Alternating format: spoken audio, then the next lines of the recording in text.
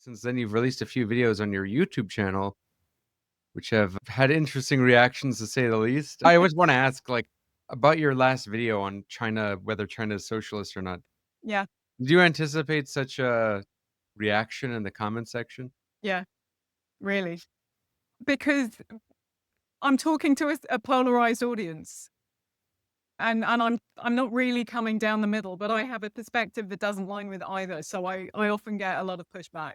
Some of the discussions get genuinely very interesting, so The criticisms are really fascinating to me just because, like, they don't grapple with the points, like, in that you cited, like, a Chinese labor scholar who's socialist and talking about the labor conditions of China. yeah, there's certainly a lot of people have a lot at stake in holding up this image of China as socialist.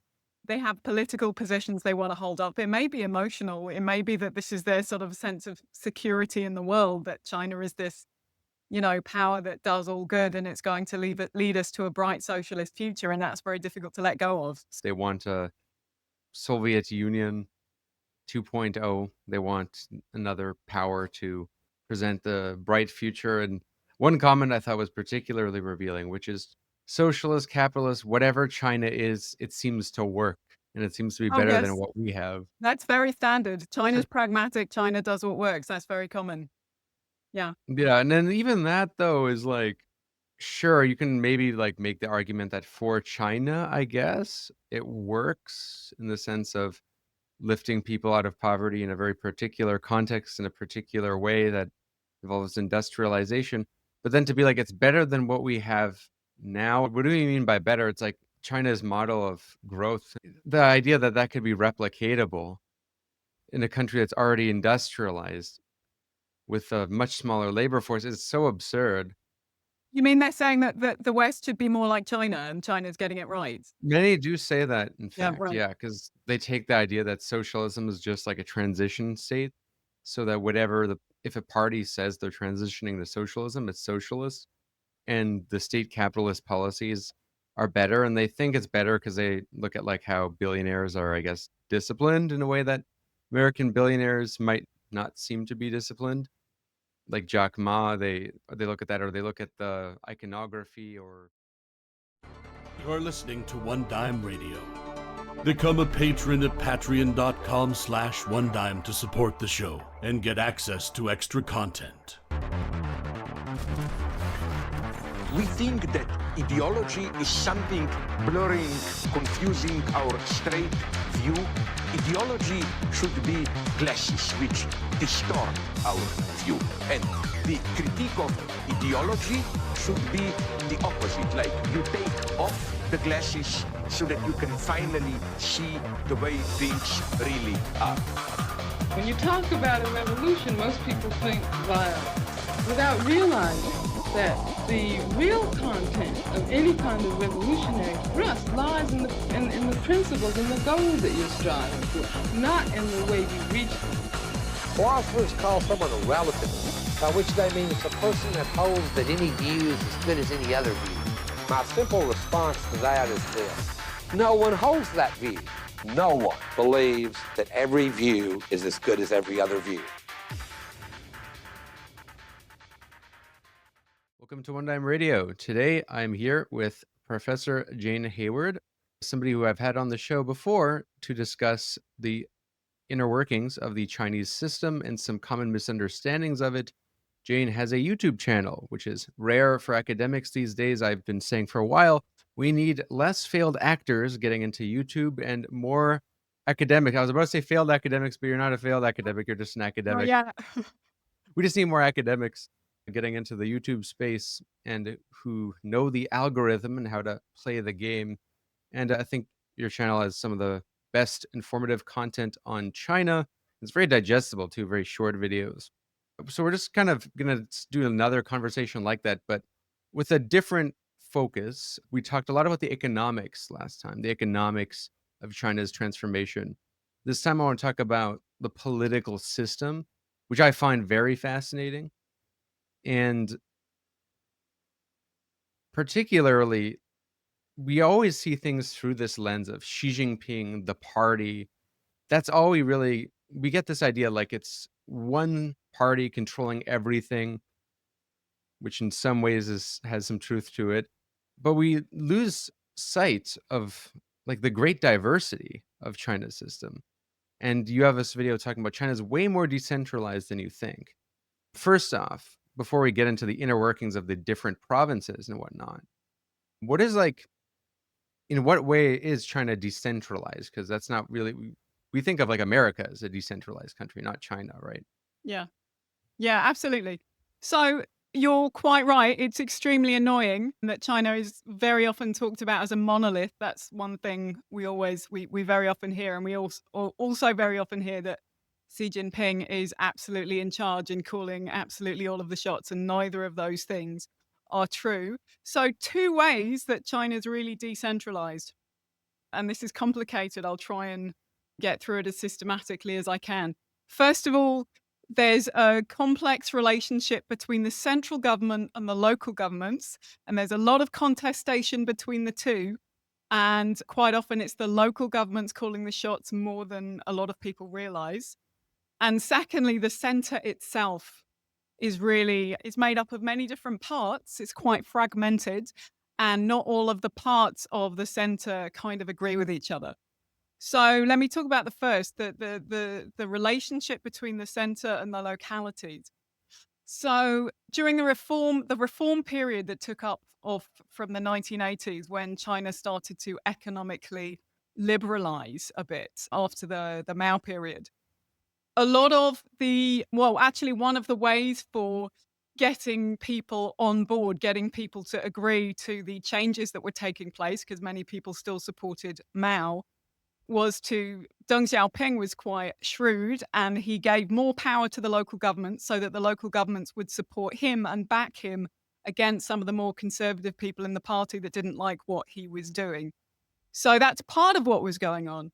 But another part of what was going on was that Deng Xiaoping was really interested, and the reformist leaders at the time were much more interested in promoting economic growth, and they figured out that they could do that if they gave more autonomy to the localities, in particular more economic autonomy, so that they could kind of experiment with different economic programs and systems in their localities to see what fit best, because each part of China is such a vast country, is very, very different. And if the more power and the more autonomy you give to the regions to figure out what's going to work best in their areas, in many cases, the better.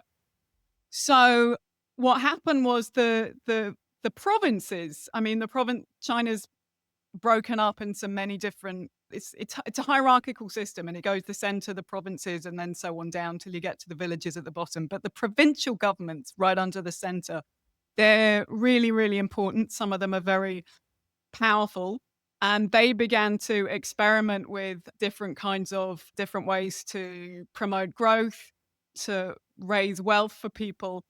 And what you started to see quite often was a really close relationship between the local governments and large state-owned enterprises in those regions that the local governments were backing, because they were the engines for the local growth. What then happened was, as the reforms continued, you started to even see these local governments and state-owned enterprises having so much autonomy that they kind of wound up, in a sense, having their own foreign policies. So, for example, and this took off in the 90s with what was called the going out strategy, which was where state-owned enterprises were encouraged increasingly to go overseas and find investment opportunities. It eventually, in 2013, became sort of renamed or rebranded as the Belt and Road, and sort of accelerated even more. The kind of thing that you've seen, and this is something that I think really brings home just how decentralized and just how fragmented the system is, these provinces weren't all working in a coordinated way under the center. They were competing with each other, and they were going out and doing their own projects that sometimes conflicted with one another. So one thing that happened is that Guangdong province and Guangxi province both went over to different local governments on the Malay Peninsula, and they they found different ports in those areas. They did deals with the local governments over there to basically massively build up the infrastructure of those ports. So what you wound up with was programs to build two major world-class ports on the Malay Peninsula, one backed by Guangdong and one backed by Guangxi. And you don't need two major ports on the Malay Peninsula, so they're directly competing with each other. So this idea that it's all centralized and controlled from the top doesn't make any sense when you're seeing things like that. So secondly, let me talk a bit about the fragmented centralized state. There are many different parts of the central government, many different ministries, and the way that they kind of operate together is very often through kind of bargaining and jostling for influence in policy making and also influence in getting a larger share of the budget. And so they all have different political remits as well. So, for example, the Ministry of Commerce is interested in promoting commerce. So that ministry is very often very happy for state-owned enterprises to go overseas and take part in all kinds of projects that are involved in making as much money as possible. And so they're often quite happy for those state-owned enterprises to do things like cut costs in their investment projects, their infrastructure projects. And sometimes that will involve doing things like causing all kinds of environmental damage because they're not interested in environment and safety standards when their main goal is making money and profit. But the Ministry of Foreign Affairs, its remit is not profit making or making money or commercial interests. Its remit is diplomatic and maintaining good relations with other countries.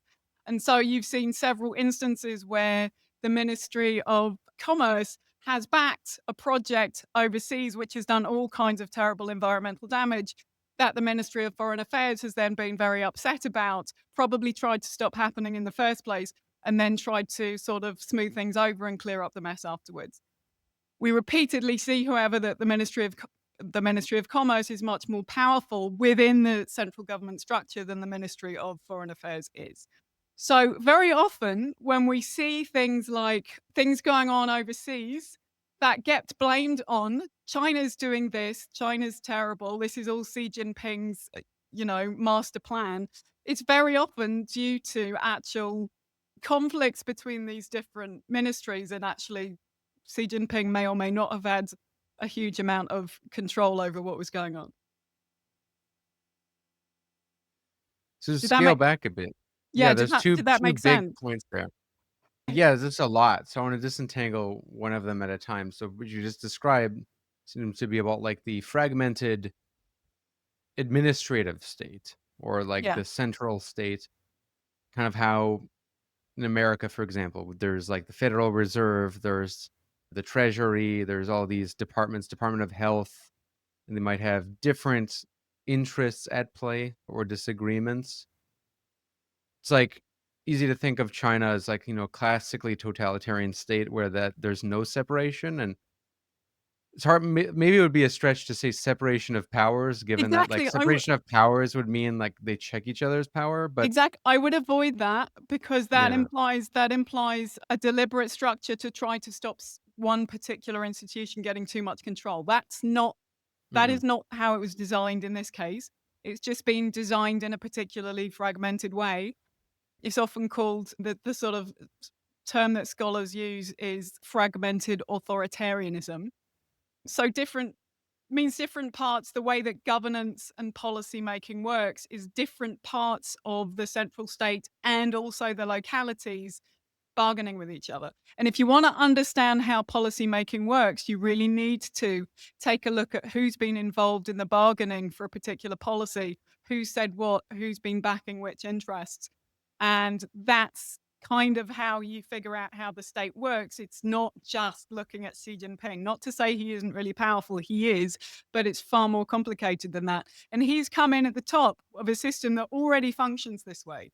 So there's actually a limited amount of what he can do. He's done a lot. He's done a lot to try to centralize things. One of the ways of understanding the ways that the reasons for him trying to centralize power is is actually this. It's trying to make policy making more centralized to perhaps avoid some of these problems. Hmm. Do you want to, is there anything you want Yeah, to before we get into clarify? this, I think because Xi Jinping and how things have changed under his rule might sort of take us in a different direction. Mm. The first thing is like, I guess the decentralization of the governments, local, provincial, and municipal. Well, local, provincial, and federal. I mean, and one I way I've wouldn't say heard it. federal. It's generally central, provincial, and then county, and then township and villages. But usually what we're talking about is the central and the provincial. We wouldn't usually use the term federal, I think.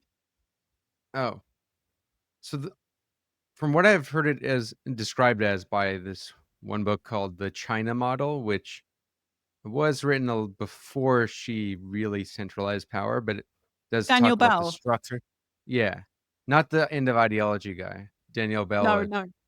China scholar, Yeah. and he described it as like democratic at the bottom when it comes to the local governments, experimental in the middle with provincial, and meritocratic at the top in terms of like not democratic but meritocratic with like a very rigorous selection process. Now, I wonder if you think that's like accurate, and to what extent, like, maybe one at a time, like the kind of the way the locals, the provincial, and the federal work. I think that would be a Yeah. interesting way to tackle the question, because Yeah. then once we get to federal, we can get to Xi Jinping after. You said that democratic at the bottom. So let's talk about these layers again. Provincial, county, central, provincial, county, and village, and the grassroots level, the bottom level is townships in the urban areas and villages in the rural areas. So it's true that the only place where you will find basically direct elections, which means that regular people get to vote for their representative, the only place you will find that is at the very bottom level. So in particular, that's with the village elections and also the election of residential committees, small residential like neighborhood committees in the urban areas. It's a little complicated to say that it's entirely democratic. It is true that many of those elections are free. But the thing is, as well as the different levels like this, there are two sort of other vertical power structures too. It's true that they're democratic at the local level, but it's slightly more complicated than that, because as well as the different levels from the center down to the grassroots, you also have two parallel kind of structures. The party organizations, which are also hierarchically organized down to the grassroots. And so in other words, right at the bottom, you're going to get the village committee, the village party committee, running alongside the village, which is really the village people's committee, the one that regular people vote for and regular people can participate in. And then there's the party branch. So at each level, you have both these organizations, like the people's one and the party one, right?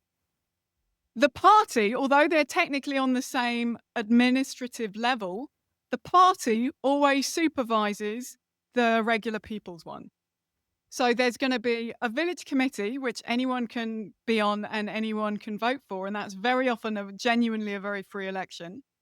But the party committee, which is also voted for, but that there is very often a lot more party involvement in how that election is organized. For example, very, very careful vetting of the candidates, choosing the candidates, making sure certain people aren't able to stand in that election. And then that party committee sort of supervises this other committee here. So to say that this committee here, the power of this committee is quite limited because it's under this party committee. Do you see what I mean? So to say that it's like a completely free election, it's actually very sort of tightly governed in that way. It's like very managed democracy. Yeah. Yeah. Except managed by the state more than. Yeah, managed by the party, party state. Yeah. The party state, which is another thing we discussed last time, that like, this is common knowledge to most people who've looked at China, but for those new, like that's a big part of what makes China different. Like there isn't a separation between party and state. The party There's a slight is one. I mean, technically they are different, but the party is always supervising what the state can do at every level. right, but are they written into the Constitution? Like, aren't they written into the Constitution, like their rule? Because I know in Vietnam and Cuba they are. The government is like written into the Constitution, like their authority. The Like, sorry, gov- the party's authority the is written party is into above the, all. Yes. Yeah. Yeah. That's right. because they have like other parties that exist, which I find They interesting. do. They The do. people join them if So you're. I have a friend in one of the other parties. It's really interesting, but he's actually very, it's not like he's very critical of the Communist Party. He's very pro and very supportive. And I'm sure he told me once why he joined this other party, but I can't remember what the reason was. But he will do things for them, such as, for example, he went over to Taiwan once when it was at a politically tense time when it would not have been acceptable for a member of the Communist Party or an official from the Communist Party to go over to conduct a meeting with a Taiwanese representative.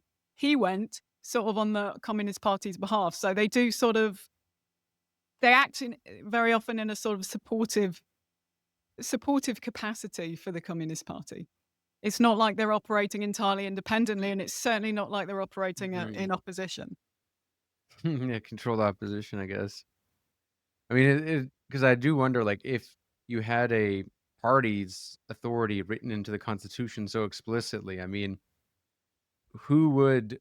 Because that's where it makes like Russia different. It seems like the ruling party of Russia, United Russia, Putin's party, isn't formally written into the Constitution. On paper, they have like the same structure as France, virtually, but like they just control, like they just dominate, and they're the parties that oppose them are controlled opposition mostly in Russia.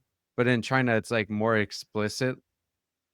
I do wonder, like, is the existence of other parties, is it like a mixture of for the purpose of fly traps, to get like I people who are opposition, or to do what you just said, which is like to maybe have as like negotiating, I think when other so. I think so. people won't want to. Yeah. I haven't looked into that a huge amount. I'm only going on what my friend who's in one of the parties told me. So that is my assumption. They're definitely not there to be some kind of opposition. Hmm. So back to the question of like the local governments, you already made a nuanced separation there. When we talk about local governments in China, we're talking about the village and the urban areas, very separate Yeah. Once structures. you get to the grassroots, once you get higher up, because the provincial government would encompass both urban and rural areas, but once you get down to the grassroots, they are separated out. Yeah. So they have like elections in that, like it's like a Congress member. You can vote for your member of Congress, but if there was At the some of the lower level, party really at at the the lower local level, it's the committee, and it becomes the Congress once you get slightly higher up. Sorry, go on. becomes a Congress, well, because like I thought it was like the People's Congress is sort of what rubber stamps the party's legislation at the central level. At the central level and also lower down, yeah. So there are congresses, there are local congresses as well, and they're all sort of the people in the upper levels are voted for by the lower down ones. But yeah, when you say who rubber stamps the leadership, there is a vote by the National People's Congress at the very top level to kind of approve central policies and all that kind of thing. Hmm. Can they like ever block the It's central government? people vote against, but it's never happened, and they are very, very carefully selected. There are two at the top: the National People's Congress, and then the Party Congress. And it's at the National Party Congress level, they're voting in the top. They're approving the top leadership. They are very, very carefully chosen and very carefully vetted.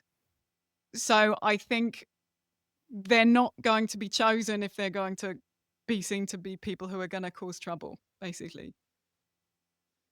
So in the elections, what are the barriers to entry? Like, could in theory anybody run in the local elections? Right at the bottom for the At the village, bottom, yeah. like the People's Committee. The People's Committee. Yeah, the like when I say people's, I mean not the part when we're right at the bottom, right? So we're talking about the village. The village committee as opposed to the village party branch. The village committee anybody can run. Ideally if it works as it should. Now that's not to say that somebody in the party might interfere, they might, but quite often they don't and anyone can run. But that is the only place where that can happen. But the People's Congress are not directly elected. Once you get higher than that, no, they're not directly elected. How does it work? The selection process of the People's Congress So in some at cases, the higher level, out like above the bottom. in some cases, it's basically the lower levels voting for the people at the top, the higher up levels. And in some cases, like the National Congress, there are several different institutional units. I probably can't tell you what they are, but there are some, I think, important state-owned enterprises, some important central financial institutions, various other high up, powerful central bodies are involved in the selection process. This is something I've noticed with like the Marxist-Leninist states. They have this insane pyramid structure of like a million different hierarchies when it comes to how their government works. And sometimes it's like obfuscating because I've heard like a claim by people who tend to be more sympathetic or just are Marxist-Leninists say about Cuba, for instance. I know that's not your specialization, but as an example, I often heard the idea that, oh, Cuba is like democratic, and not in the sense that you have multiple parties, but anybody can run for Congress. But then and like anyone, even like a person who's like a manual laborer can do that. You can't do that in America, right? So it's more democratic. But then when I looked at it, it was like that local level is only elected, and then they elect other people, and then those people like elect other people. And that those people are basically like just rubber stamps on the Communist Party's authority. So it's like it gives all these windows for the party to kind of like make sure who's getting up there is like, you know, won't be a threat to like a serious opposition. Yeah. It is interesting in that regard. But what is like so what is the point then, right, of that democratic component if it's like doesn't have a serious check on power? Is it just for legitimacy? It's partly legitimacy. It's also partly because it actually, while like really important decisions, there's very limited extent to which these, for example, the people's congresses can change things. There are smaller ways in which they can be a feedback mechanism for how, people for example, in their local neighborhoods are feeling about things. So it does have a role in that sense. The party is very, very interested in knowing how people think about things, what people feel about things, partly so that they can respond, but also partly so that they can respond in a positive way, but also partly so they can figure out where there are likely to be sources of trouble and deal with them. So as a feedback mechanism, it's incredibly important.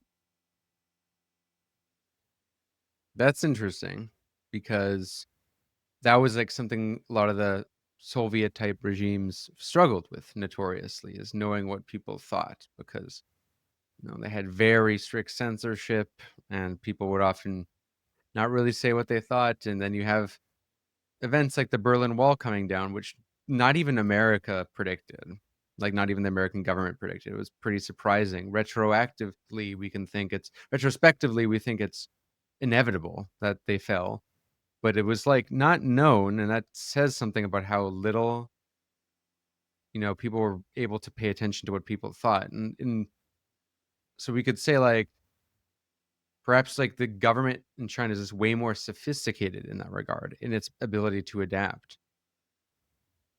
There's tons and tons. So one of the assumptions that people, political scientists, or particularly I'm talking about American political science, has assumed is that if you're a one-party state, you can't survive. If you're a Hmm. one-party state, if you're an authoritarian regime, you're going to collapse. That was kind of confirmed, supposedly, when the Soviet Union collapsed. This hasn't happened in China. It's gone on and on and on. It's still persisting. It's still incredibly strong. And the Chinese state, in terms of like growth, raising living standards, etc., has done incredibly well. And there are no major signs that people are fed up with it and want a different kind of form of political organization. That doesn't mean that people are happy with everything. They're certainly not. But you're not getting these huge surges of people, huge surges of rebellion or that kind of thing. Now, partly that's because there are crackdowns, partly that's because of state repression, but partly it's because people are actually kind of okay with things. I don't want to say people don't want more and, there are forms of protest and stuff. But the reason it's done so well is because it does have this built-in flexibility. And there are all kinds of studies on this and how the system has managed to co-opt different people. So there are two things going on here. One is a very skillful way of having feedback mechanisms, carefully co-opting different groups into the system. And that is working alongside state repression, which is, of course, also very important. Now, I know you may not want me to jump ahead onto another subject, but with Xi Jinping, a lot of people have said one of the huge problems that he has brought along is by trying to centralize everything and be much more repressive and try to get control of everything. And there were fears that in the end, that's going to make the whole state system more unstable. So there have been a lot of changes under Xi Jinping, but for decades, this is how it's worked. Yeah, that is a big component about like being able to co-opt opposition and also have like a non totally brutal way of dealing with opposition, like not letting opposition challenge you, but also not, you know, just dealing with it by, killing people with like, Stalinist method. It's There, kind of there, sophisticated because I always think like, what would I do if I was an intellectual in the Soviet Union or China? And part of what makes me like, part of why I'm like so anti-Stalinist, and it's very honestly kind of just very critical of people who romanticize the Soviet systems, which, believe it or not, is a resurging thing these days among the younger generation who don't have the historical memory. But it's like if I was in the Stalinist regime, I'd probably die, like as a critic, and or sent to the camps, which would happen to a lot of critics. Whereas in China, I would probably just join the party and try to have somewhat of an impact and climb my way. And okay, like it probably wouldn't be impossible to like do something, but not, you know, subvert it or whatever. But like so I'm so sure that it seems like they give a lot of opportunities to that class of people, which, if we're being honest, play a huge, probably almost bigger role than even like the lower classes in subverting regimes. I mean, you have like the elite theory where you have like a division with parts of the elite that will revolt, and you want to keep that in check, or else you'll really have an unstable regime. So I don't want to make it sound like there isn't repression, because there is. And they are extremely brutal to certain people, including, I was just thinking of it. There was a representative, I believe, if I'm remembering right, of the Haidian People's Congress. That's a district, one of the lower down governments in Beijing. His name was Su Jixiong, if I'm remembering correctly. And he was involved in the People's Congress, and he was hearing all kinds of stuff about people having their houses demolished and their land taken over by developers. And he was campaigning really, really hard to try to stop this happening and writing about it online. And he was actually doing all kinds of political activism. And he wound up in prison, and he was let out for a bit, and he went back into prison. So it's not like, it is still very limited what you can and can't do. Your point about the party, you're right. One way to have influence is absolutely to join the party.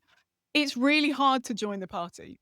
They are very, very, very selective. It's not like, here where if I want to join, I'm a member of the Green Party. I can fill out a form online and I pay my subscription and that's it. In China, The process very often takes 3 years, and most people don't get through. So you have to write an essay, you have to sit exams, you have to go through interviews, your friends are interviewed, people you work with are interviewed, your family members are vetted and checked to find out, what their connections are, have they done things wrong in the past. Then you go through a set of training programs, and then you have to go through a kind of probationary period. It's really hard. You are vetted so hard to get into to become a party member, and lots of people want to do it, and most people are turned down.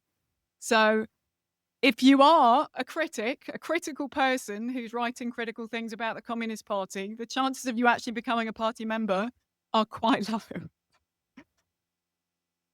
Unfortunately. Doesn't mean Damn. doesn't mean that there isn't a lot of discussion and debate going on inside the party. There is. I mean, there are certain limits to what you can and can't say, but there are certain issues that are being very hotly debated. So that's like a huge barrier to entry right there. Like in America and in Canada to some extent too, but definitely worse in America. The big barrier to entry is money, really. Like mostly money and some degree of political connections, but mostly money. Like this is the hardest part of running a campaign of any sort. In China, it's like seems even bigger, honestly. Because if you want to work your way up the system of cadres, you have to you have to be an ordinary party member even before you start to do that. So yeah, it's very difficult. Right. So you're talking about the barrier to entry just for the party, not like Just the the party cadre. membership. Yeah, I figured. Yeah, And because there- you go to like, don't they go to party school? They have like this party school training for even when you're part of the party to like Yeah. move up. It's like a whole separate university for party members. Yeah, so there's the central party school and there are local party schools as well, and their role is basically keeping everybody informed about the latest policies, the latest discussions, the latest thinking of the party, and keeping everybody kind of in step with each other is the idea. Yeah. And so quite often I think it's something like several months something like 3 months every 5 years. I may have got that wrong, but that's kind of roughly, if you're a party official, that's how long you're expected to spend training at the party school. Just to keep, so it's constant. It's not like you do a set of training and then you're done. You keep going back throughout your career to get updated on the latest policy thinking. Mm.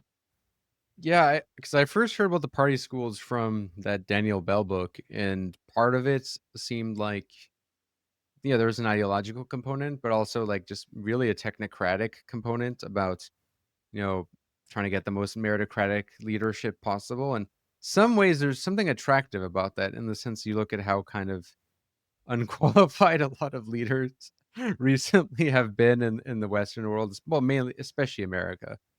And I think like there's something deeply like attractive about that ultra technocratic, meritocratic based system.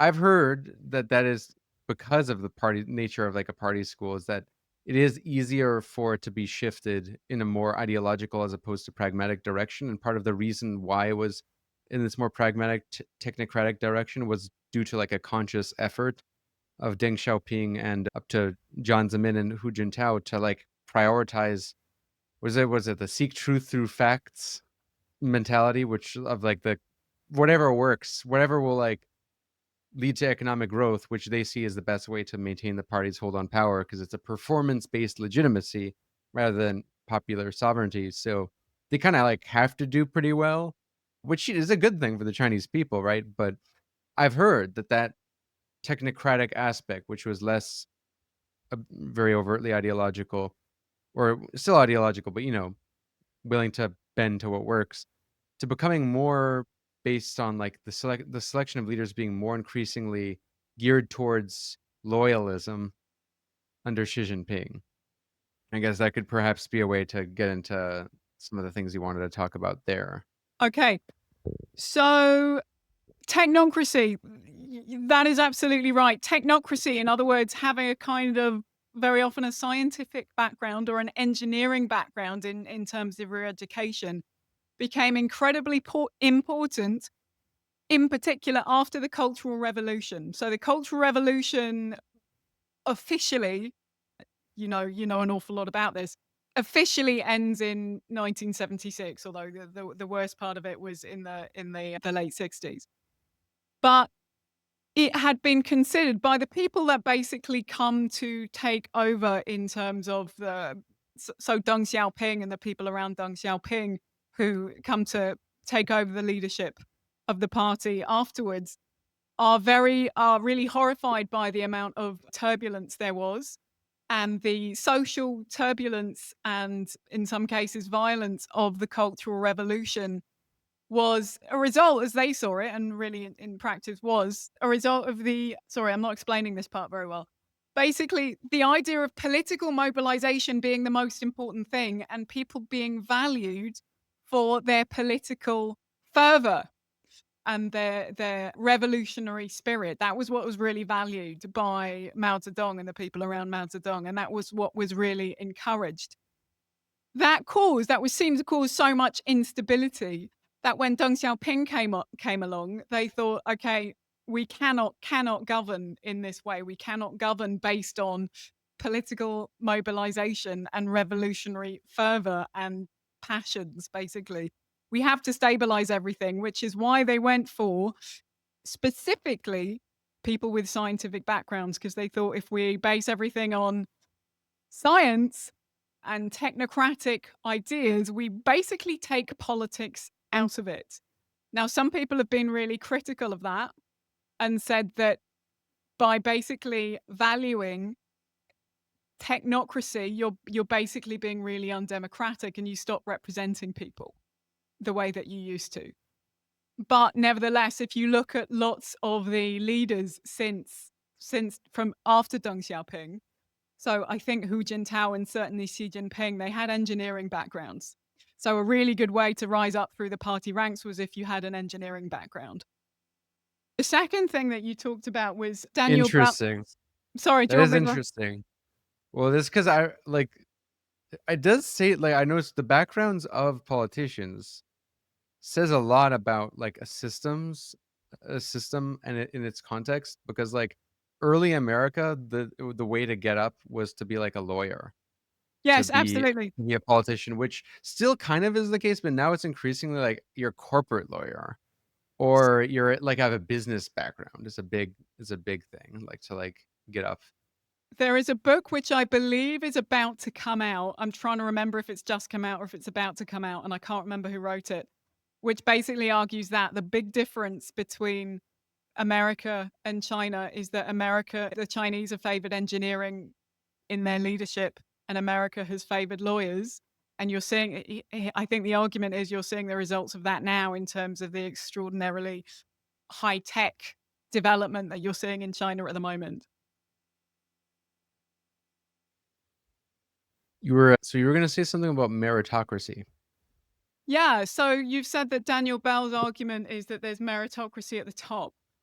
So the scholarship on how governance works in China is very, very divided on this question. Is it meritocratic, or is it about factionalism and loyalties and clientelism? And there are studies that will tell you that China is actually not, and for a long time, pre-Xi Jinping has for a long time not actually been as meritocratic as people like Daniel Bell would like to think. So there is no consensus in the scholarship on this. So in terms of factions, certainly before Xi Jinping, one of the sort of important ways that politics seems to have worked in China is that there are leaders at the top and they've risen up the ranks by sort of loyalty networks, which come to be known as factions. And if you're within one of those factions, that's going to help you rise up the ranks. And in a sense, again, I want to avoid this idea of the separation of powers, but there has been a kind of power balance between the different leaders at the top and the factions that are backing them. So, for example, Hu Jintao had his own faction, which was connected to the Central Party school, I think. Jiang Zemin had another faction. And at the very top, there's a group of leaders at the very top. There's the top guy, currently Xi Jinping, other people before that. But there's a group of people which is called the Standing Committee. Yeah, the Standing Committee. And that I think at the moment it's 7 people. And previously, certainly before Xi Jinping, there was kind of a power balance between them because they represented different factions. So some of the scholarship will tell you that actually, if it's meritocratic, that has worked. The meritocracy has actually worked lower down, but the higher up you get, the more important it is that you are loyal to your faction. And in a sense, you could say that's a good thing because it's allowed for these different factions to balance against each other so that you haven't got one person absolutely dominating in some kind of personality cult or having too much concentration of power at the top. Although it does mean that loyalty to the faction as opposed to other things tends to get prioritized. Which does seem to be a thing, to be fair, in a lot of parliamentary systems, right? The party Absolutely. loyalty system. Absolutely. Definitely. Yeah. Which is honestly the thing I hate the most about our systems, and I actually kind of prefer about the American system. If it wasn't for the American system's insane corporate finance regime, the thing I find it's very difficult to exert any sort of influence on the parties in Canada because you have to be like pretty approved by the party, and once you're in the party, you have to kind of it's like a unspoken rule to vote with the party. It's like England, Canada, and UK. We have similar systems, and that's just an obstacle if you want to change anything. I mean, I tell some of my lefty listeners, you're actually in some ways the perk of like a multi-party parliamentary systems. You can at least start it in another party a little bit easier. But in America, where that's impossible, at least it's on paper. If you get enough grassroots funding, you can you can do entryism a lot easier into the various parties, not just the Democrats, but the Republicans. It's a whole other subject. We have had other Yeah. episodes on that too. But anyway, back to what you were talking about with China and meritocracy. So it seems like it's meritocratic in some sense, but also very based on this like loyalty system. Yeah. So In what way? sorry, Yeah, in terms of meritocracy, that one of the most important ways, at least by design, that people get promoted is based on the cadre evaluation system. I can't remember if we talked about this in the previous. Okay, we didn't. Okay.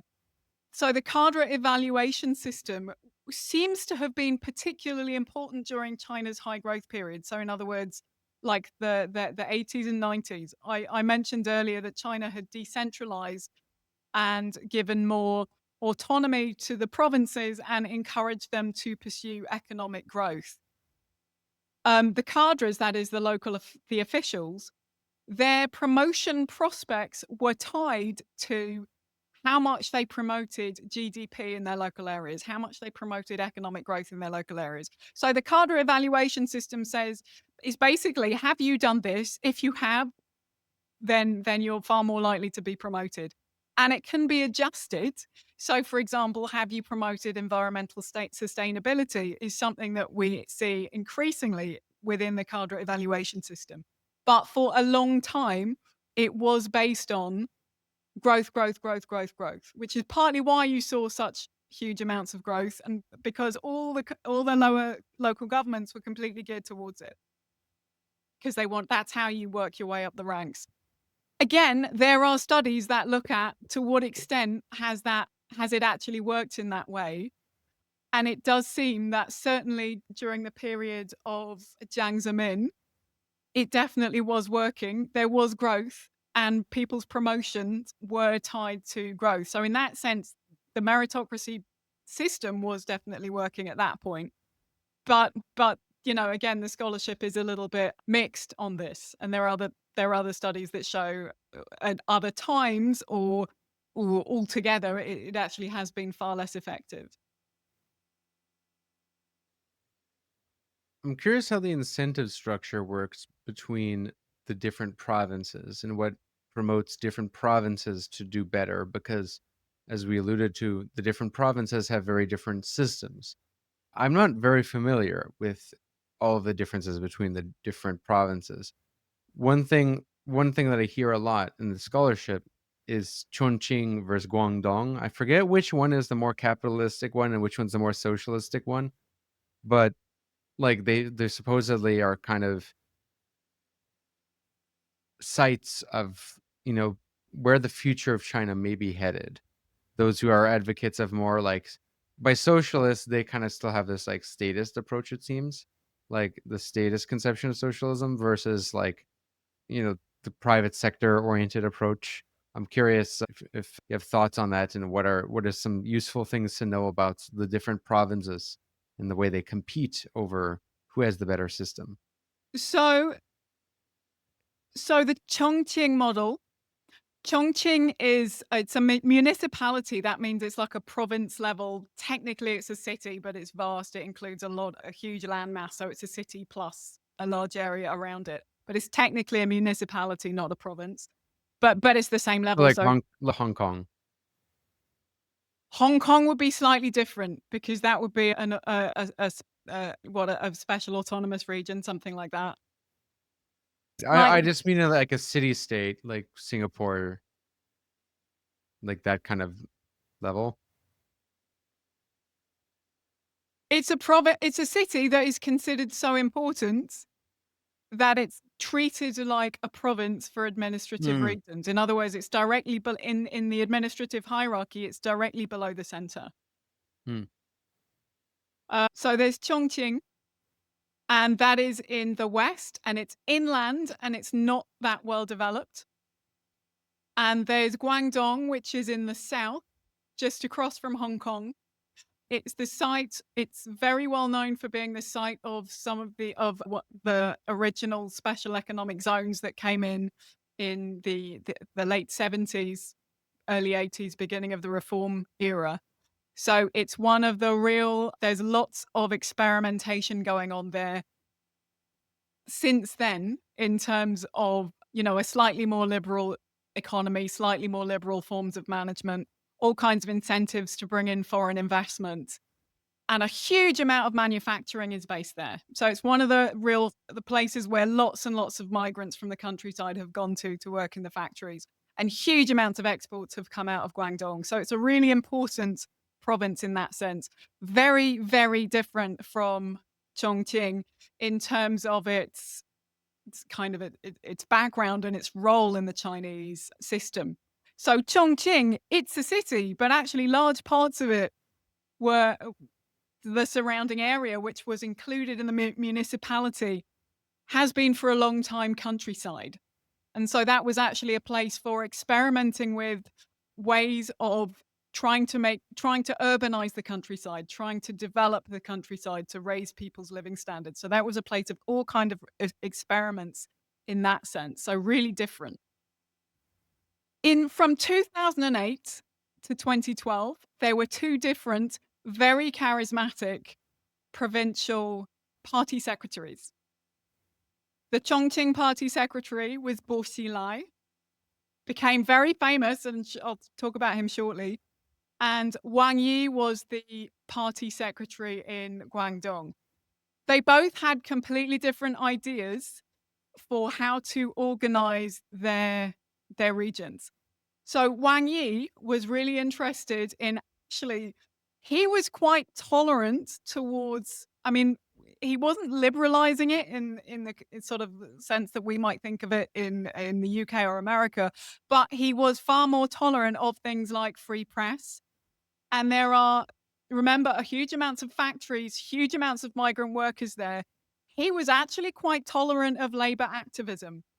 Labor activists who were working with workers in Guangdong at the time said actually this is, remember, 2008 to 2012, things for workers are actually not all that bad at that time in Guangdong. And he was interested in kind of the state taking a back seat. Bo Xilai was very, very different. He's interested in raising living standards, in particular raising the living standards of rural people. He's interested in egalitarianism, as basically, I should say social equality, slightly more social equality, let's say that. Whereas Wang Yi is more more interested in kind of inequality and people fighting their way up from the bottom. Man, Xi he was the labor activism guy. The He was Guangdong. tolerant. He was tolerant. Let's not say that he was pro labor NGOs, but he let them do their thing a lot more than in many other places in China. So we're So I talking don't like want to labor say unions. sorry. Are we talking No, like labor unions? no, but being more tolerant of things like strikes. Ah, so So the guy who was more capitalist was more tolerant of strikes.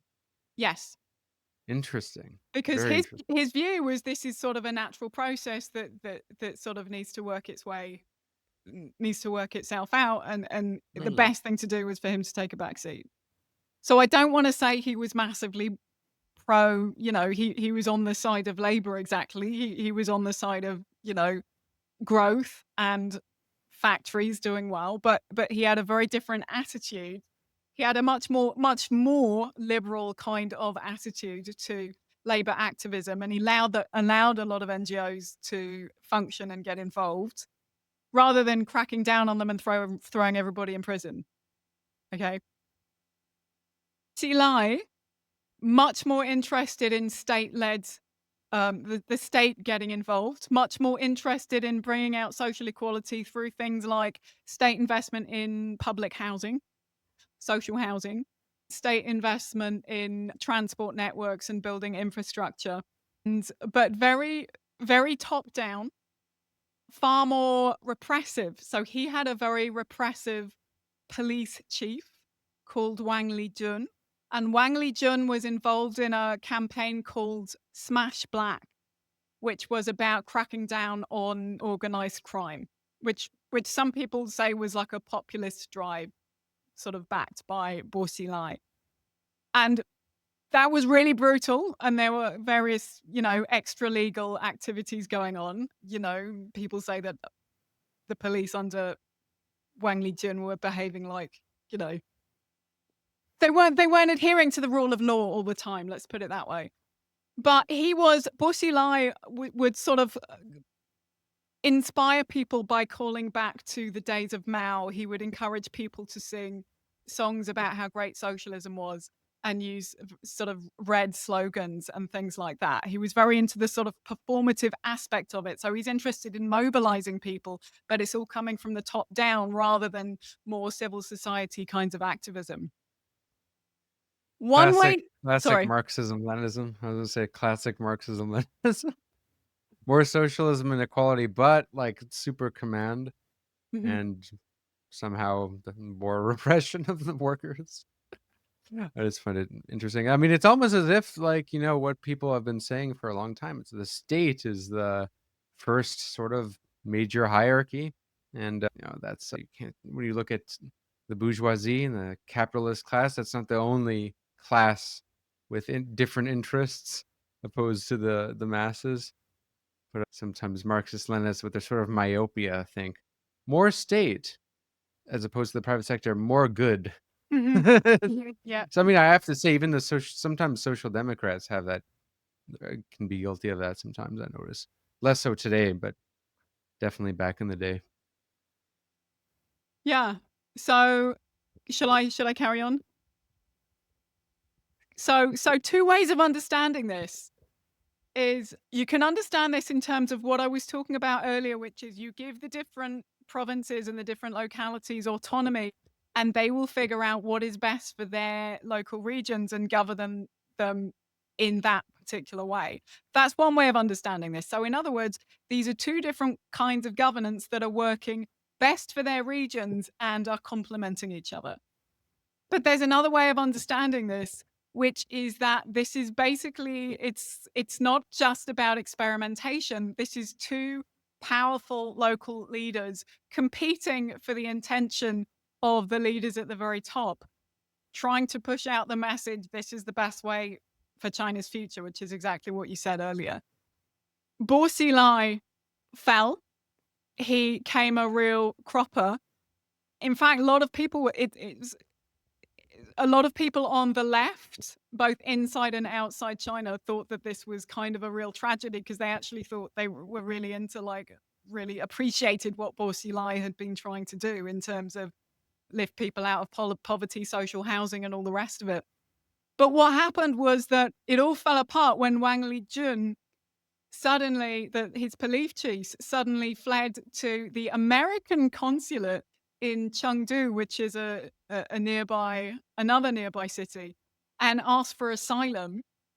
And basically what had happened, here we go. This is a massive scandal. It's very exciting.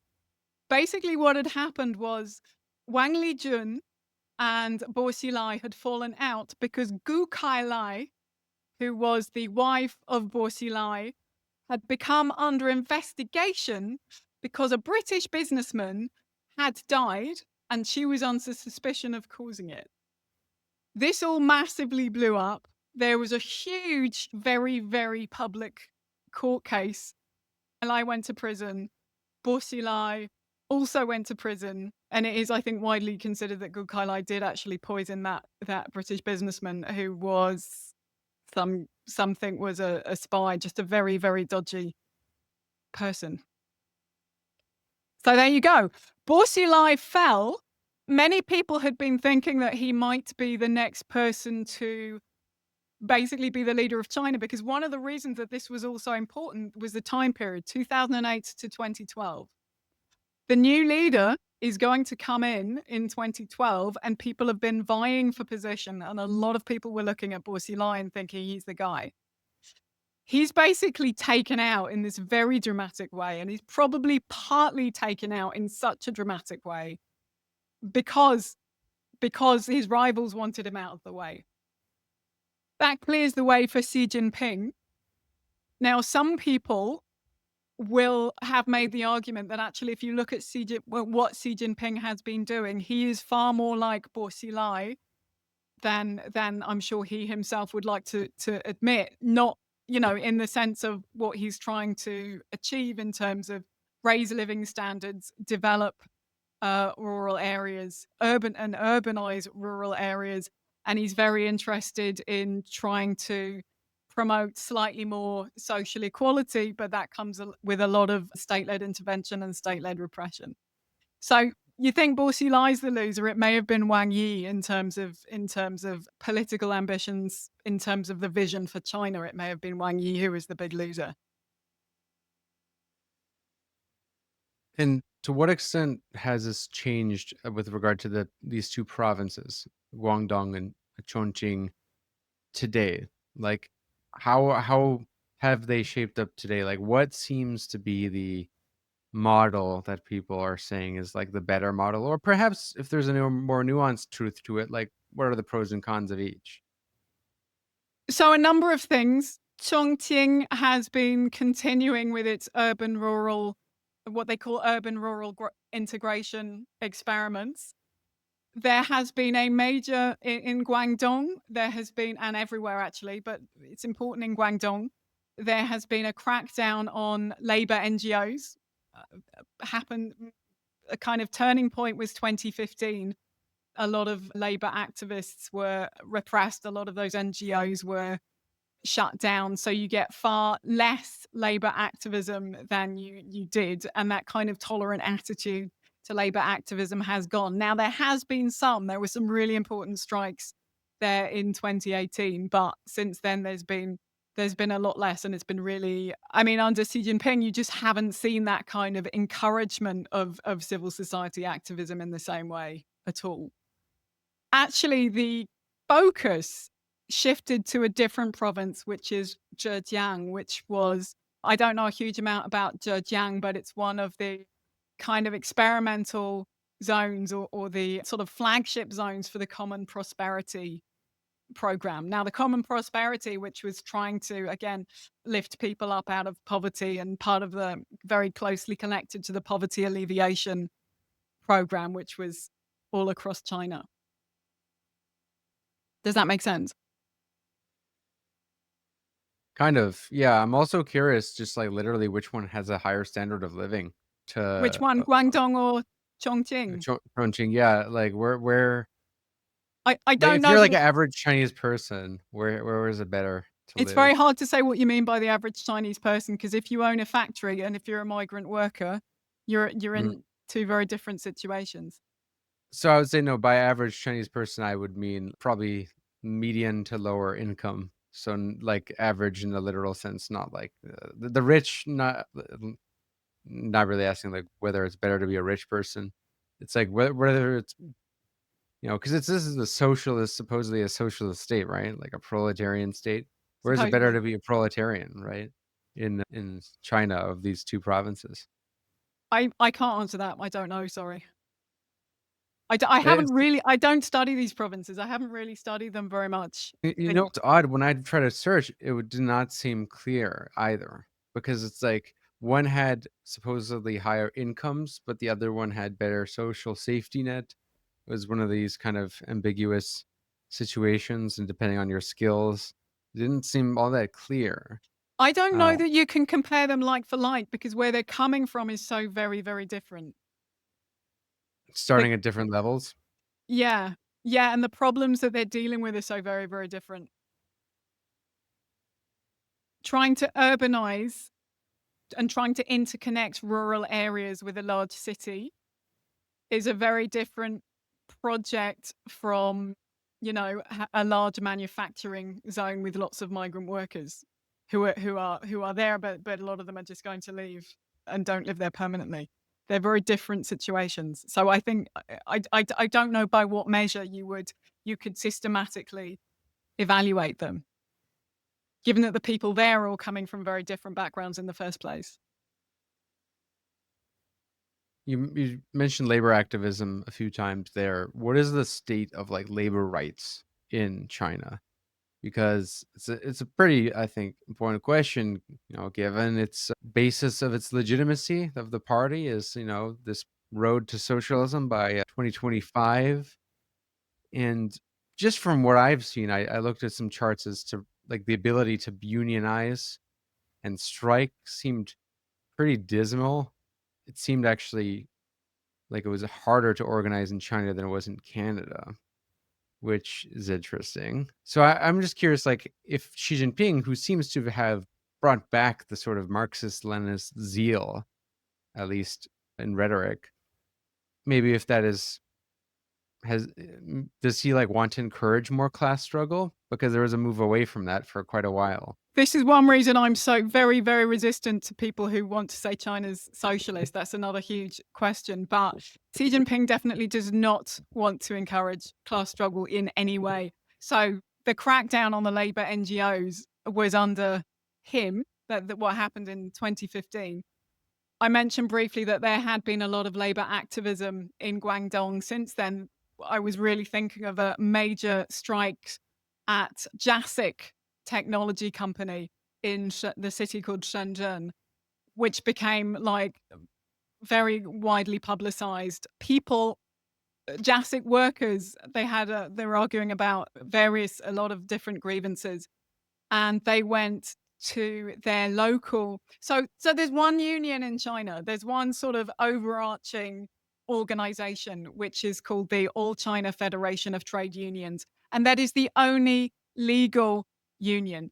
And it's a branch of the state, right? It's a institution of the state. It's not independent. Independent unions outside of that are not allowed.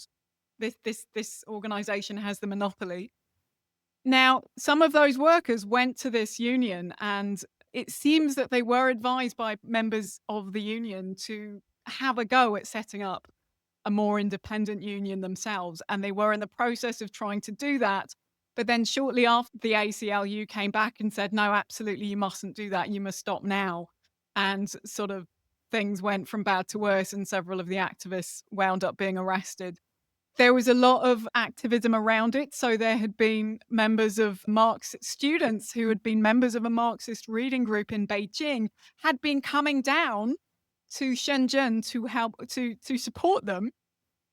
And some of them were detained as well. So this idea that Xi Jinping is a good Marxist, well, I don't think he is. Certainly that doesn't demonstrate very much that he is.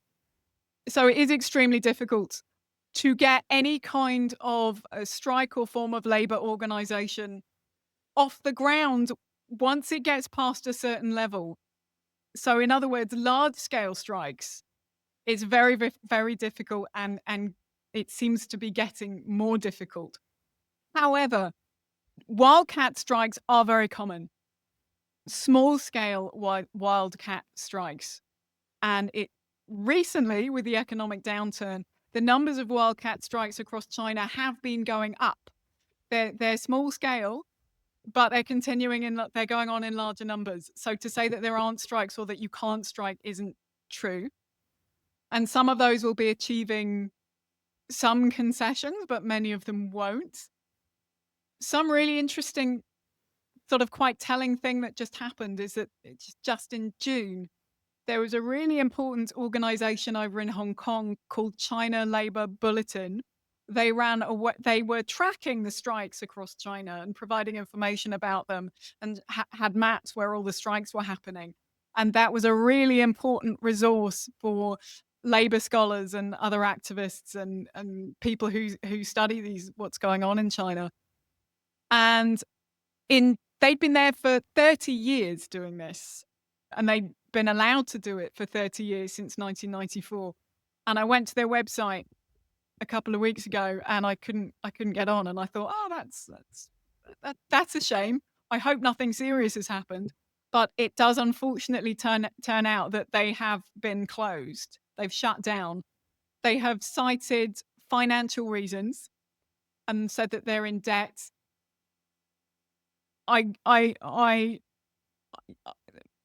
News articles I have read on this strongly suggest that this is to do with sort of the security apparatus in Hong Kong getting involved and deciding that having all these numbers about strikes being publicized is not a good idea. But I simply don't know the details, but it would seem to sort of, it's a real shame that this has happened, and it would fit with the fact that the authorities are very nervous about strike activity and the fact that striking activity has been increasing over the last 5 years. It's fluctuating, but it has been increasing. And during the economic slowdown, worker unrest is something that the authorities are going to be very concerned about.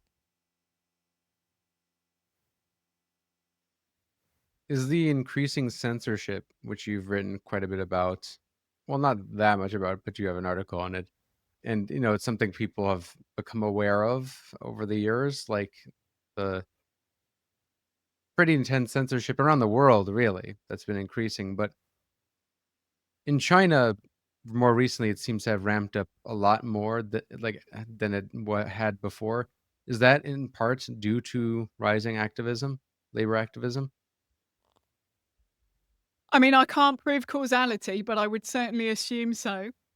I sat in on a scholar's presentation recently on migrant labor, conditions for migrant laborers, migrant labor activism. And this scholar was saying that there are, again, talking about the increasing number of strikes, largely over wage arrears, and saying that although there are more strikes, which might make it look like there's more labor, the might be a positive thing because it looks like, a rising class consciousness or something like that.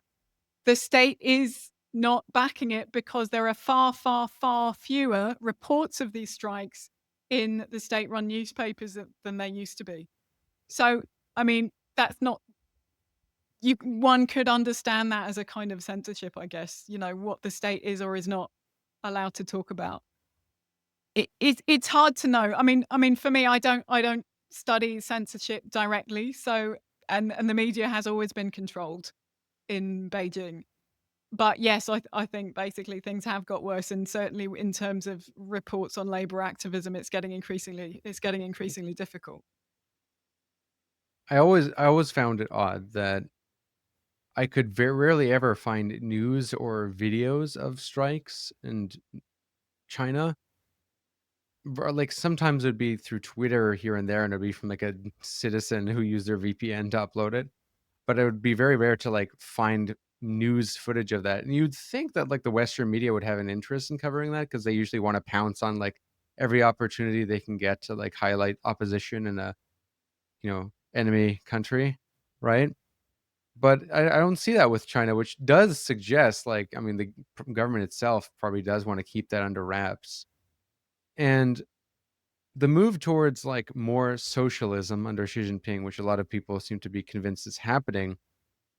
And after, reading through his governance of China, I got the impression that he kind of seems to believe they are moving to a certain kind of socialism. It's just a very non-Marxist, maybe not even a leftist socialism, in that I got to remind folks that there was a conception of socialism on the right which saw state ownership over things, and not just in the social democratic sense, because social democrats usually wanted like labor unions to have a lot of power. There was the corporatist model, which saw like the state being this reconciling force between labor and capital, but it would usually often reconcile in favor of capital. But it would, on paper, allow for more unity, but also it would want to promote equality, but through a very top-down approach, very minimizing worker autonomy. And I have to say, I have to remind, I don't want to sound hyperbolic here, but this is basically the origin of fascism.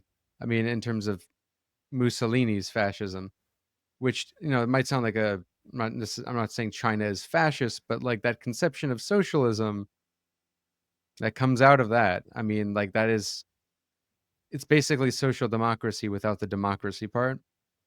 And whereas like you have the statist conception of socialism minus a democratic component, minus a liberal freedom for the workers themselves. And it wasn't that crazy. It wasn't seen as that crazy of an idea back then. I mean, like a lot of progressives supported, like John Dewey supported Mussolini, and so did Roosevelt praised Mussolini until, the pact with Hitler, and then finding out how many people they were killing and stuff.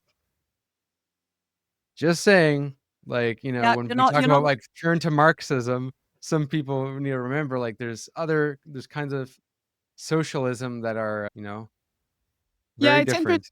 it's interesting you say that. Does seem to In be a sort of a globally interconnected trend. mm-hmm. And a part of that, one last question for the public segment is there does seem to be like with Xi Jinping on paper economic shift to the left, but by left this just means more state ownership, which, as I mentioned, is not really a left or right thing in particular, but also like socially a shift to the right, like a socially conservative shift. It seems we touched on it briefly in our last discussion with the sort of Confucianist revival, but it does seem like there's been kind of like a right-leaning turn socially, at least in terms of like a more patriarchal turn, even in like the policies of towards like abortion, also encouraging women to like stay at home. I Yeah, forget. certainly. Yeah. Yeah, So what's up with that? Because I also saw there's like an increasing gender divide in China too, like kind of like in Korea, not as bad, but I've heard that between the men and women there's huge divide. Probably, I'm guessing the one child policy probably didn't help that. So there's a lot going on, actually. You're right, the one-child policy has been really important in all this, because one thing that the state has been trying to do, the party has been trying to do, following the one-child policy and recognizing that there is a demographic problem and an aging problem, and along with that, for a while at least, more and more women, educated urban women in particular, were not getting married, were marrying later.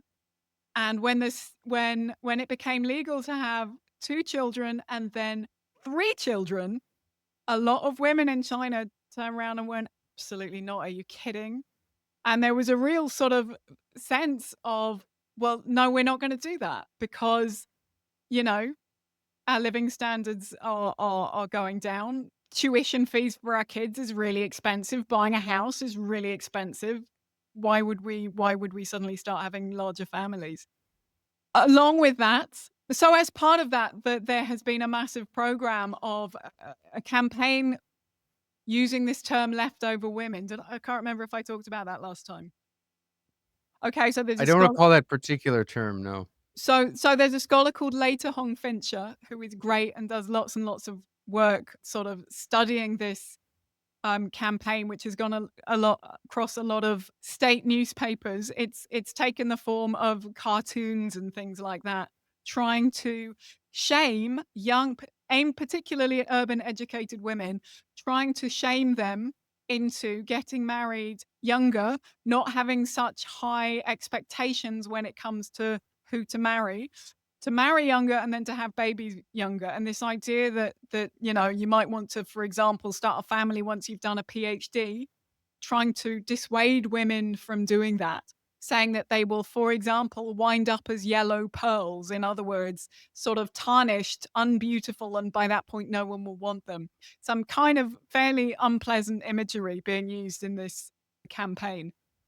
The extent to which it has been working, however, it doesn't seem to I mean, there's been a lot of pushback to it, and there is still an awful lot of women. I mean, when I was first going to China a long time ago, when I would meet women, I would hear and talk to them and say, for example, "Do you have children?" I would hear the line very often spoken back, which was, if they say in China, if you don't have a child, you're not a real woman, or you're not a normal woman, something like that. I would hear that a lot. Not, "Yes, of course I've got children, I love children." It would be that slogan that I would hear, which was really kinda interesting. Now I know more and more and more women who aren't getting married, who are rejecting fiancés that their families really, really want them to get married to, not wanting to have children. So, there is a real social shift taking place, and it sort of doesn't align with what the state necessarily wants. Now, I don't have specific figures for you, but it does. Someone like Later Hong Fincher, I think, would, but that does certainly seems to be the case.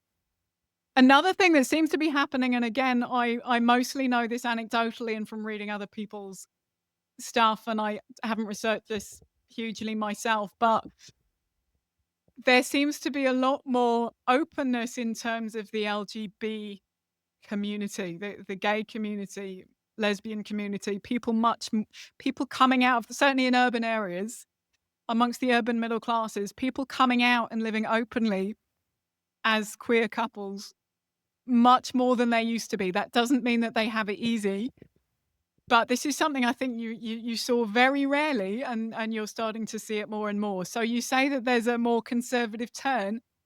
To an extent, that's true, but there are also these other kinds of currents going on as well at the same time. So it's pretty complicated. Well, I would guess the conservative turns part in reaction to those Yeah, trends, because like with more urbanization, you do get. I mean, like, well, when you're just richer, you have time to like think about stuff like gender and like, how do I identify sexually? Like, you have the ability to do that. You know, like it's kind of why like you have more progressivism, and as you get countries get more developed, right? Uh, but also like the need to probably get women in the workforce to an extent, to keep the economy, but also like to keep the population growing. So then you yeah. got these conflicting turns. Now I'm curious, like, do they at least try to provide like incentives financially for women to have children? Because just like I feel like just shaming them wouldn't work, because it's like there's a pretty logical reason not to. I mean, like if you have to work and like I keep think up they with the do. expenses of living, it seems pretty impossible to like bear children unless Yeah. you're given like a big financial plus. Like the wages for housework idea is pretty like older kind of socialist feminist idea that has been The brought way up as like wait the wages. wages for housework, the kind of it's a slogan, like socialist Okay. feminist slogan. Okay. But like there's many ways one could do that. Like I guess at least like a basic income or something, or Yeah, like I'm sure there are. I'm yeah. sure there are. I'm sure there are payments that you get, like benefits, that kind of thing. But I don't actually know. It's not something that I look at. Even so, the general, I mean, a lot of the pushback has been, we can't afford it. It's too expensive. Hmm. Even so. Yeah, I know.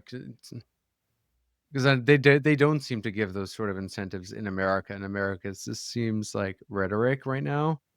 There's not like a serious solution to like, okay, well, like, uh, don't people need to work less? It's kind of disappointing because even on the left, there's like a lack of imagination to this. Sometimes the solution is just childcare. But I feel like Yep. that's better than nothing. But like childcare is kind of outsourcing that the only way to really deal with it is to like have people who have children be able to work less. Right. And the And childcare, like that's kind of yeah, the domestic and the childcare industry and the domestic work industry again becomes something that's can be incredibly exploitative and problematic as well. I know that's an issue in Hong Kong. There's a is lot it of privatized? yeah, I'm trying to think. I think so. But I'm actually thinking of expat friends that have Philippine nannies. And it's, you know, it's a tough life. It's a really tough life. Damn. Yeah. Does China have like a hikikomori? What is it called? The hikikomori? Like in Japan, they have the term. They have like the incels basically, but they call it the hikikomoris. The people who are like Oh. growing single men who Oh, okay. are So like growing like resentment. Like there seems like that, and then there's like the what's it called, the five something movement in Korea. So you have yeah. the women rejecting dating basically, and men. There's kind of a current of men who are rejecting that. It seems to be having honestly all over the world, but it just seems like worse, particularly in countries, ironically, actually, with the more patriarchal societies, Right. like I mean in Korea and China, because the other like, sorry. well, yeah, it's just like because I heard in China also there's this still like not I want to call it a dowry system, but there's this expectation that pretty much to like have a partner, you have to like own a home. That's what I've heard. Right. So Yeah. for men, you have supposedly it's very difficult to find a wife if you don't have something like a stable job, own a home, and own a car, something like that. That is, of course, very difficult to do when the housing market crashes. That's that becomes very, very difficult. And so for young men seeking, wanting to get married, that of course became a huge issue when there was the property crisis. And it still is a huge issue because property is so expensive. Yeah, absolutely. In terms of the incel thing, I don't know. I haven't studied that. It would seem, I mean, there may well be because part of what China has is an imbalance because of the one child policy, a gender imbalance in terms of numbers.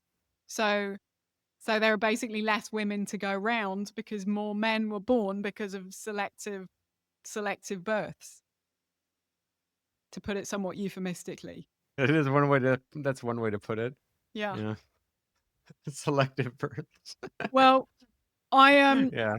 in the late 90s, I was an English teacher in Guangdong province at a middle school, and there were streams into the science classes and into the arts classes, and there were something like 2 or 3 times more science classes than arts classes, and all the girls were in the arts classes and all the boys were in the science classes, broadly speaking. And one of the teachers said to me, "Have you noticed that there are more boys in the science classes and that we have far more boys at this school?" And I said, "Yeah, I have noticed." And he said, "Why do you think that is?" And I said, "I don't know." And he giggled and he said, "I don't know either." But what he was trying to do was draw my attention to this problem, this very serious Mhm. problem, without actually saying it out loud. Interesting. Maybe demographics are destiny. When you had the baby boom after World War II and a lot of men dying, you had more gender equality come out of the 60s, and now you have societies where you have more men than women. Who knows how that might shape up? I don't know. But then again, also the economy needs people to work, so I doubt it's going to try to, you know, fully descale women's rights. I think that's kind of possible, but that's kind of seems to be what some parties want, and on the Well, far well, right. there's some studies that show that actually single women, urban educated women, actually their status has gone up in some ways because first of all they were only children, so the family put all their energy into them. They didn't have a son, they Mm, didn't have siblings, and they didn't have a favored son. So they were kind of the golden child of the family by default. And also because, there were less women, they had a kind of status and could expect to marry well. There's been studies as well of villages in more remote areas where they're just men because all the women have sort of moved on and moved out because in various ways they had more opportunities, but the men with the least prospects were basically stuck there, couldn't find wives, found it very difficult to get good work. So that's a whole nother issue. So that's about all we have time for the public segment. In the back room, we're going to, just for a little bit, discuss the tariff situation and what China's future might look like with the United States' attempt to pivot to Asia, away from China, to other countries, and how China is dealing with that and responding to that, as well as stuff like the Belt and Road Initiative. But for those who have been listening so far, if you enjoyed it, please leave a like and comment. Go subscribe to Jane Hayward's YouTube channel if you want to learn about China. I highly recommend it. And if you're not a patron yet, it's only $5 and you get access to a whole catalog of exclusive episodes, about 70 at this point. So I'll see you there. Thanks for being on, Jane. Thank you. My only hope is that when enough people become pessimist, then out of despair somebody maybe does something. But you know why I also like to be a pessimist? Because it's the only way to have a nice life. If you're an optimist, then always bad things happen and you are always disappointed. When you are a pessimist, then you look around, okay, there are bad, but from time to time something nice happens, and you are, as a pessimist, you are a little bit glad all the time, no? You are listening to One Dime Radio. Become a patron at patreon.com/onedime to support the show and get access to extra content.